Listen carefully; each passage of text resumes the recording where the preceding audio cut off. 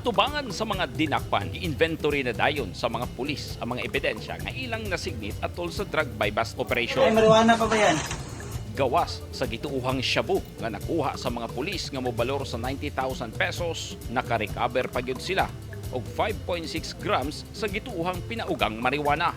Giilas sa mga pulis ang suspect nga sila Kim Miklat Gike, 29 anyos, Charlemagne Torres, 32 anyos, Reynan Cañada de Dios, 28 anyos, ug Raymark Endrina Humauas, 23 anyos nga pulos taga Digos City. Sumala sa mga pulis sa Digos, gihimo nila ang operasyon kauban ng RPDEO team, PDEO, PDEA 11, PNP PDIG SOU 11, RIU Intel Unit sa DSP-MFC bantang alas 10:19 kagabi. Pebrero 22 sa Purok Bangos, Barangay Dawis, og nadakpa nila ang mga suspect. Bisan og mibundak ang ulan, nagpositibo ang operasyon sa mga pulis og ila dayong gipangdala sa Digos City Police Station aron ipriso.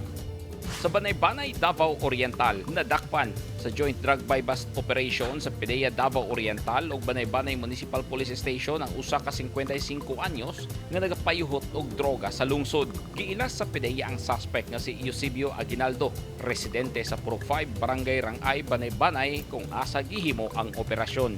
Tanan-tanan, mukantidad sa 20,400 pesos ang nasignit sa gituhang shabu.